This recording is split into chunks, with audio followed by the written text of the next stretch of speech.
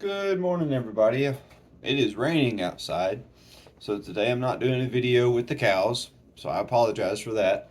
But I want to talk about some stuff that is actually very important um, for your education, and that is reading. Everybody loves to read, right? I mean, we just, um, how long has it been since we've been to a library or anything like that? I mean, that's just like, we should all read. We all want to read more. Sometimes we don't know what to read. So I'm going to go through some books that I have read for farming. I didn't have really someone close. I do have family that do farm, and they're always a phone call away. But I didn't have somebody that I was raised with, like, oh, this is how you do pull a calf. This is how you do rotational grazing. This is how you manage your seed, and this is how you feed mineral. I didn't have all that stuff, and I didn't know the right way to do it.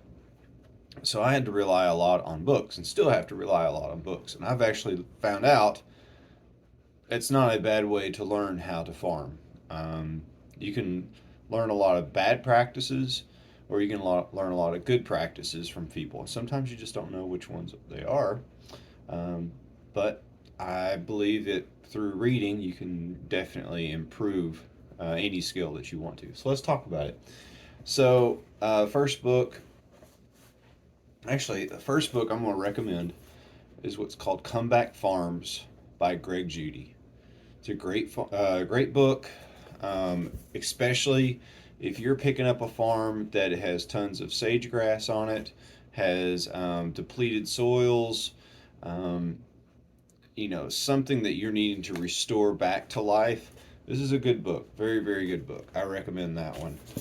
Um, Second book, because I think this is more of an all in one book. Joel Salatin's Salad Bar Beef. I think it's a very good book, especially in the holistic version of it, from like the beginning stages of farming all the way up to sales.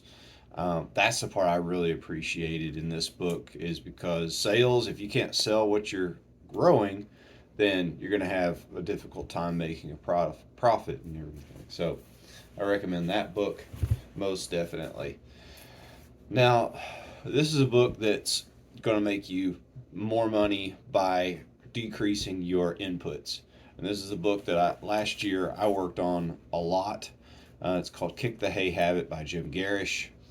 Um, really teaches you what kind of grasses you need to have in your fields, teaches you how to manage those grasses that you do have, how to stockpile grasses.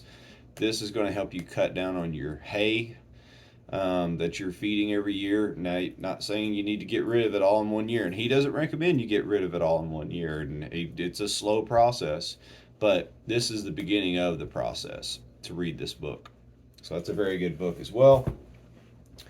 Um, this is like college level reading, in my opinion, because this is deep, and this is the Grassfed to Finish by Alan Nation. It is. I've read this 3 times, and I learn something new every time that I read it. And I'm gonna have to read it more, trust me. But this is a very good book, especially in the difficult task of turning grass into beef, which is not hard. That's natural. But making sure that you get that beef to a very, very fat, very good state, making sure it has tons of flavor, making sure that, you're providing that cow with enough nutrients to be able to put on the correct amount of weight. This is a very good book. I would probably read this one the last, though. But yeah, top notch book. All right, guys, I'm sorry we didn't get to do a video outside or anything. If you have any questions about these books, there are tons of other books out there. There's also No Risk Ranching by Greg Judy, which is a really good book as well.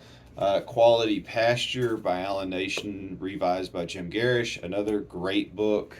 So there's really no limit to how far you're wanting to go, but if I was looking at 4 really good books, and maybe you have recommendations on other books, I would recommend these first 4 books to get started with.